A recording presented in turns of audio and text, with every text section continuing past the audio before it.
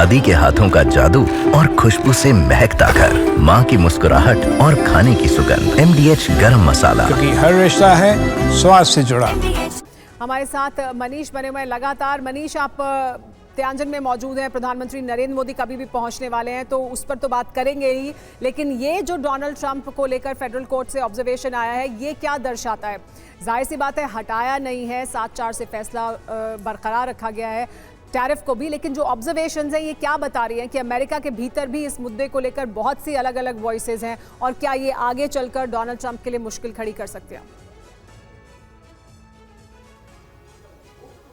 एक बात तो तय है कि राष्ट्रपति ट्रंप सोच रहे होंगे कि काश उनके पास भी वैसी अदालतें होती जैसा चीन के राष्ट्रपति शी जिनपिंग के पास है, यानी कि जो जिनपिंग और उनकी सरकार सोचती है अदालत भी उसी पर मुहर लगाती है, जिसको चाहती है उसको फांसी दे सकती है। लेकिन अमेरिका में ऐसा नहीं होता, और यही डेमोक्रेसी है, यही भारत में भी है, और यही भारत और अमेरिका जैसे दूसरे लोकतांत्रिक देशों में है, जिस बात को ट्रंप भूल गए हैं। ट्रंप एक बार व्हाइट हाउस में जाने के बाद उनको लगता है कि वो जो फैसला लेंगे वही सही होगा। वो भूल जा रहे हैं कि उसी अमेरिकी संविधान में, जिस संविधान ने उन्हें राष्ट्रपति बनाया है, उसी अमेरिकी संविधान में अमेरिका में संसद है, न्यायपालिका है, प्रेस है, तो दूसरे और सिविल सोसाइटी के लोग हैं, वो सब भी सोचते हैं और वो सब भी देश के बारे में सोचते हैं। और उनमें से ज़्यादातर लोगों का, ज़्यादातर संस्थाओं का ये मानना है कि भारत जैसे मुल्क के साथ अमेरिका की दोस्ती अमेरिका के हित में है। ऐसे में अगर कोई सनकी बड़ा फैसला प्रेसिडेंट ट्रंप करते हैं तो ये अमेरिका के लिए नुकसानदायक होगा। भारत के लिए तो जो होगा वो तो देखा जाएगा, लेकिन अमेरिका के लिए नुकसानदायक होगा। अब रही बात SCO की, देखिए सबसे बड़ी बात यह है कि अमेरिकी एक्सपर्ट भी लगातार ये बात कहते हैं कि अमेरिका के राष्ट्रपति जो बाइडेन ने एक भारी गलती की थी। उन्होंने रूस को इतना पुश किया कि रूस और चीन आज एक मजबूत दीवार बनकर अमेरिका के खिलाफ खड़ा हो गया है। रूस और चीन चाहते हैं कि भारत उनके साथ खड़े हो जाए और फिर अमेरिका के खिलाफ एक मजबूत प्रतिद्वंदी के तौर पर वो दुनिया के सामने आए। लेकिन भारत की सोच अलग है। भारत उस नज़रिए से नहीं सोचता है या नहीं देखता है जैसा अमेरिका सोचता है कि either you are with me और you are against with me. तो सबसे बड़ी बात है कि भारत का ये मानना है कि हम सभी मुल्कों के साथ बातचीत कर रहे हैं, हमारे जो भी सहयोगी हैं, हमने ज़रूरत पड़ने पर रूस का साथ नहीं छोड़ा, ईरान का साथ नहीं छोड़ा, नॉर्थ कोरिया से भी हम बात करते रहे जबकि अमेरिका ने दबाव डाला था। ठीक उसी तरह हम चीन आए हैं SCO में भाग लेने के लिए। चीन के राष्ट्रपति से हम बात कर रहे हैं, क्योंकि लेकिन क्या मनीष, ये नहीं कि हमें व्हाइट हाउस को कोई मैसेज देना है। ठीक है, मैसेज नहीं देना है, लेकिन भारत के हित में क्या है ये तो भारत की चिंता है और भारत को उस दिशा में आगे बढ़ना है। पिनाक सर, ये एक अहम सवाल है कि भारत का ये स्टांस है, हमेशा से रहा है कि हम अपनी इंडिपेंडेंट विदेश नीति के तहत आगे बढ़ेंगे। हमें अमेरिका के साथ जो संबंध रखने हैं हम रखेंगे, हमें रूस के साथ जो संबंध रखने हैं हम वो रखेंगे, और हम चीन के साथ जैसा संबंध रखना चाहते हैं रखेंगे।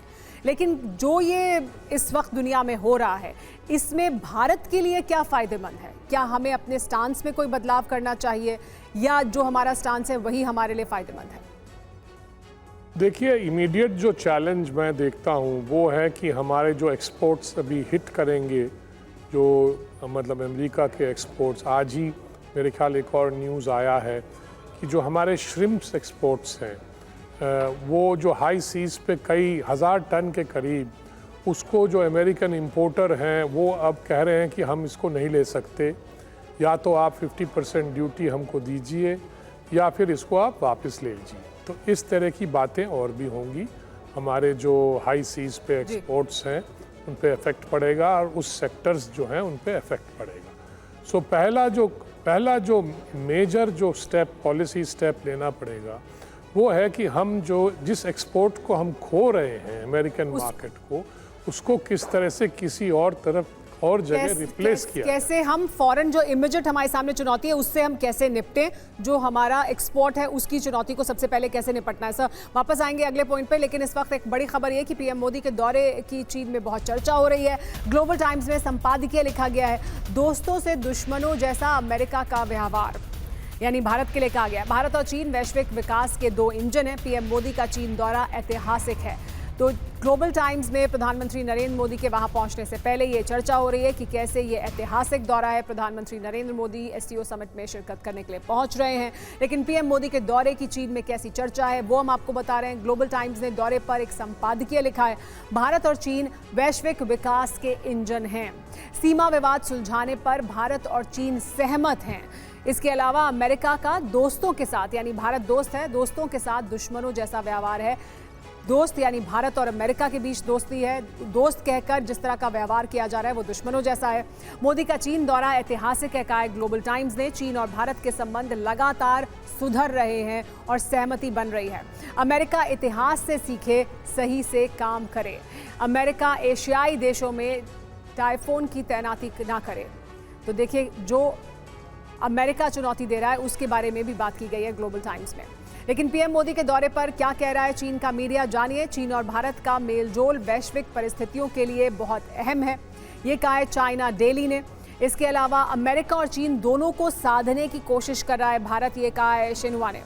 इसके अलावा ये भी कि अमेरिका की ओर झुकाव वाली नीति संतुलित करने की कोशिश है, ये कहा गया है गुआंचा की तरफ से। तो अब जो चीनी मीडिया है उसमें चर्चा हो रही है, ये बात हो रही है कि कैसे अमेरिका की ओर झुकाव वाली नीति को संतुलित करने की कोशिश है और इस वजह से ये जो एससीओ समिट में शिरकत है उसकी अहमियत और ज़्यादा है। रॉबिन सर, क्या आप मानते हैं कि ये है एक कोशिश भारत की, क्योंकि हमारा अमेरिका के साथ पिछले कुछ समय के दौरान हमारी दोस्ती ज़्यादा बढ़ रही थी, लेकिन अब हमें लग रहा है कि हमें संतुलन बनाने की कोशिश कर रहे हैं? जी हाँ, बिल्कुल है। और इसमें मल्टीपल चीज़ें प्ले आउट हो रही है। देखिए, चाइना एक तरफ से तो कहीं सही बात कर रहा है हमारे फेवर भी, तो हम कहेंगे थैंक यू चाइना। पर चाइना थोड़ी सी आग में घी भी तो डाल रहा है ना। चाइना का ये भी इंटरेस्ट है कि भारत और अमेरिका के रिश्ते इतने क्लोजर ना होते जाएं। But at the same time China खुद भी देख रहा है जो नया वर्ल्ड मैट्रिक्स बन रहा है कि उसको भी शायद फ़ायदा है भारत से फिलहाल के लिए चाहे। तो इस समय जो होता दिख रहा है, मुझे दिख रहा है इंच बाय इंच हम हर मुद्दों पे, बाउंड्री के मुद्दे को लेकर के, ट्रेड के मुद्दे को, हमारी कंप्लेंट्स हैं चाइना की मार्केट हमारे लिए खुली नहीं है, नॉन टैरिफ बैरियर्स हैं हमारे माल के लिए, राइट, वो खुले।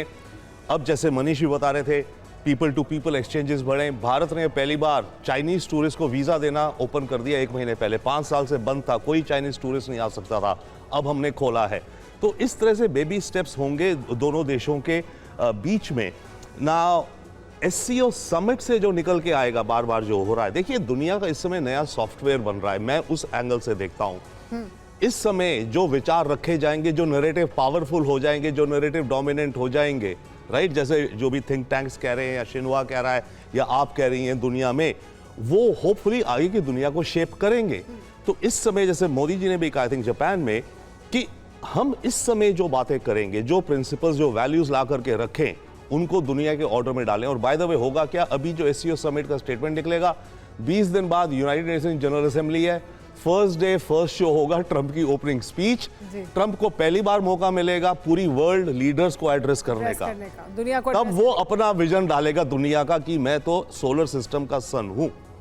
जी हाँ पिनाक सर, लेकिन जो बात आप कह रहे थे कि हमारे सामने, भारत के सामने इस वक्त सबसे बड़ी चुनौती है कि अमेरिका की टैरिफ नीति की वजह से हमारे घरेलू जो एक्सपोर्ट है और जो घरेलू बाजार है, नौकरियां हैं, उन पर जो फर्क पड़ने वाला है उसको हम कैसे काउंटर करें या उसको हम कैसे डैमेज को कम से कम कर सके। सर, मैं इस पर आपकी प्रतिक्रिया लूंगी। दादी के हाथों का जादू और खुशबू से महकता घर, माँ की मुस्कुराहट और खाने की सुगंध, MDH गरम मसाला, क्योंकि हर रिश्ता है स्वाद से जुड़ा।